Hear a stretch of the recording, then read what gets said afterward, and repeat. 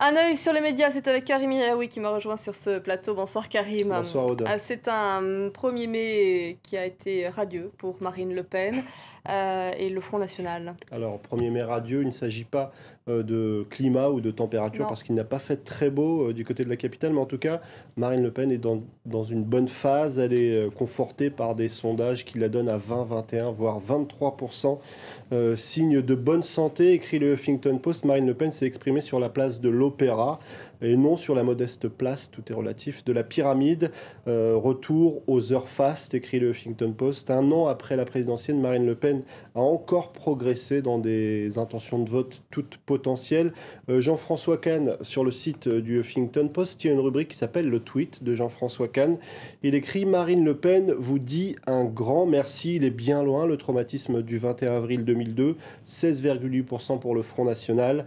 Lionel Jospin est éliminé, on parle de séisme, d'électrochoc, le monde entier est en émoi, des milliers de personnes descendent dans la rue pour dire stop au fascisme, 16,8%. Aujourd'hui, Marine Le Pen serait autour de 22-23% et ça ne suscite pas plus d'émoi que cela. Il y en a une qui a été nostalgique en ce 1er mai. Alors c'est ce que nous explique le site du Lab. Nadine Morano, l'ancienne ministre de Nicolas Sarkozy, a live tweeté le discours de Nicolas Sarkozy, mais celui de mai 2012. Petit moment de nostalgie pour celle qui est souvent considérée comme la première fan de l'ancien président. Elle a jugé bon, nous explique le Lab, d'inonder ses followers de messages sarkozystes. Souvenez-vous, en 2012, Nicolas Sarkozy qui voulait fêter le vrai travail. Ça avait suscité beaucoup de polémiques. Nadine Morano, voici son compte Twitter. Elle a par exemple retweeté ce message de Nicolas Sarkozy de l'année dernière. Je n'accepterai jamais de recevoir des leçons de morale de la part de ceux qui brandissent le drapeau rouge, étendard de tant de tyrannie. C'est vrai que c'était un petit peu tendu l'année dernière entre les syndicats et l'ancien président de la République. Nadine Morano, tellement nostalgique qu'elle tweet même un lien vers 80 photos du meeting du Trocadéro. C'était l'année dernière. Et nous en avions d'ailleurs beaucoup parlé.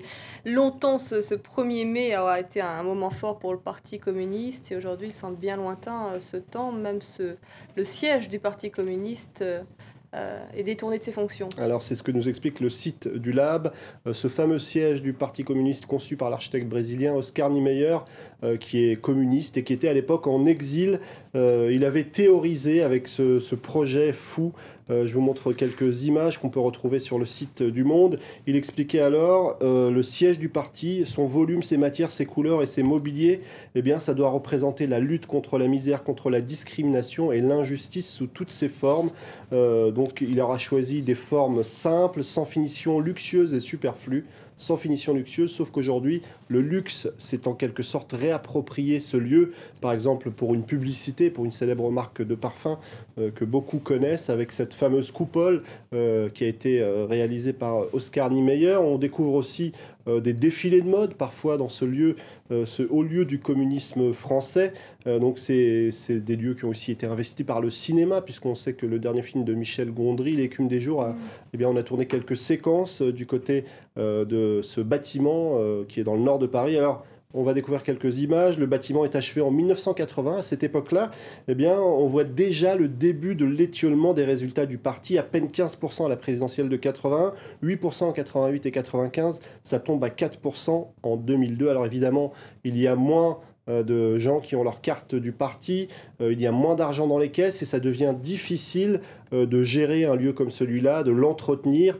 On nous explique qu'il reste encore une centaine de membres du Parti communiste qui travaillent dans ces lieux.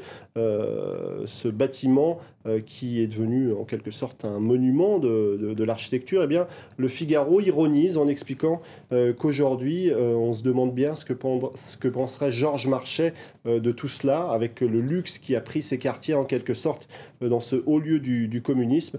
Chaque journée peut rapporter entre 4 000 et 10 000 euros au Parti communiste lorsqu'il la loue pour un film ou pour une publicité. Merci Karim de nous en avoir parlé aujourd'hui en ce 1er mai.